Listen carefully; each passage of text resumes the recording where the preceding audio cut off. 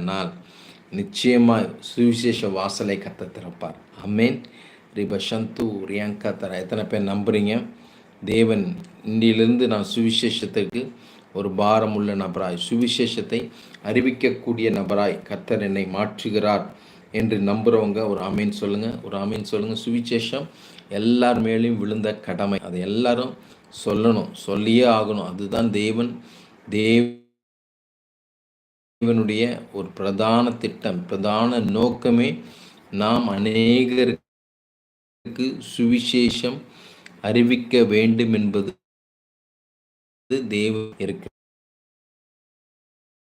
அதனால் அதை கண்டிப்பாய் நாம் செய்ய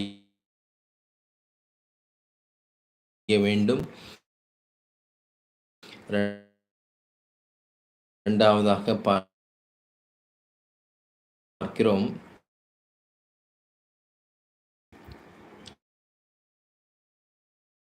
அதுக்கிடையில் ஒரு ஜப குறிப்பு. ராஜீவ் குமார், பத்மா ராஜீவ் குமார் எங்களுக்கு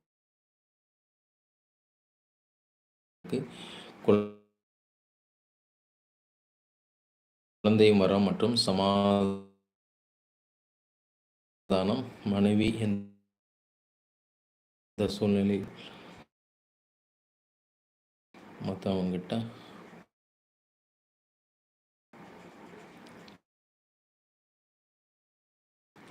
விட்டு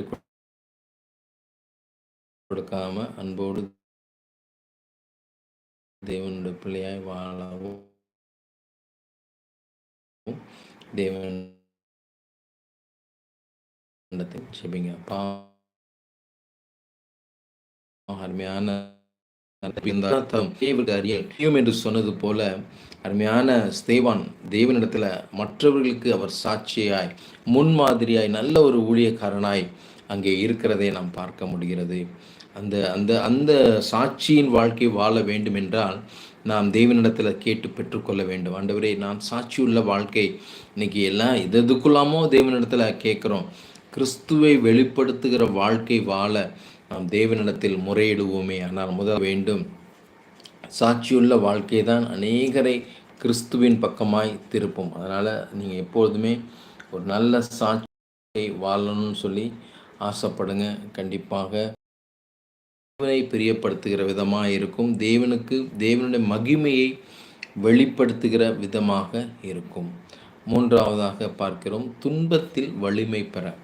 எப்போதுமே கஷ்டமான சூழ்நிலையில் எப்படி என்ன செய்கிறதுனே தெரியாது. ஆனாலும் ஸ்தேவான் கஷ்டமான சூழ்நிலையிலும் ஒருபோதும் அவர் தேவனை மறுதளிக்கிறவராக இல்லை. அதை தாங்கிக் கொள்கிற பலனை ஆண்டவர்கிட்ட கேட்டார். ஆண்டவரே, எனக்கு நல்ல பலனை கொடுங்கப்பா, கல்லெறிந்து கொல்ல போகிறாங்க, ஆனாலும் அவர் முகம் பிரகாசித்தது என்று வேதம் சொல்கிறது. அவ்வளோ சந்தோஷமாய், மனமலர்ச்சியாய் அந்த துன்பத்தை அவர் ஏற்றுக்கொள்கிறார்.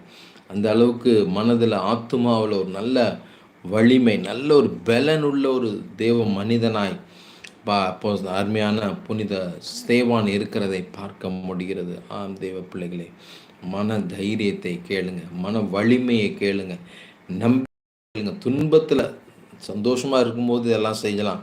ஆனால் கடினமான சூழ்நிலையில் ஆண்டவரே, நான் எந்த விதத்திலும் தேவனை விட்டு பின் வாங்காதபடிக்கு கர்த்தர் நீங்கள் என்னோடு கூட இருங்க, என்னை பலப்படுத்துங்க, என்னை ஆசீர்வதிங்க, எனக்கான தேவைகளை கர்த்தர் சந்திங்க. அது மட்டுமல்லாது நல்ல தேவனை வெளிப்படுத்துகிற பிள்ளையாய் மாற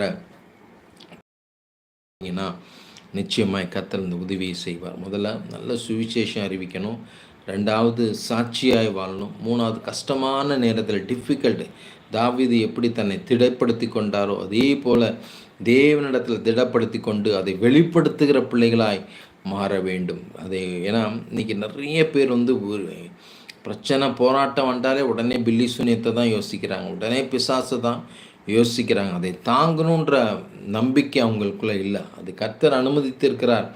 நிச்சயமாக இதன் முடிவு சம்பூர்ணமாக இருக்குன்னு சொல்லி அவங்களால உணர முடியும். உடனே பிசாசு பிசாசு பிசாசு பிசாசு போராடுறான், பில்லி சூனியம், செய்வினை, இப்படி சொல்லி தங்களுடைய கிறிஸ்துவ வாழ்க்கையை, தேவனுடைய மகிமையை அவமதிக்கிற ஒரு சூழ்நிலையை பார்க்க முடிகிறது. இப்படிப்பட்ட சூழ்நிலைகள் எல்லாம் மாற வேண்டும் என்றால் ஜெப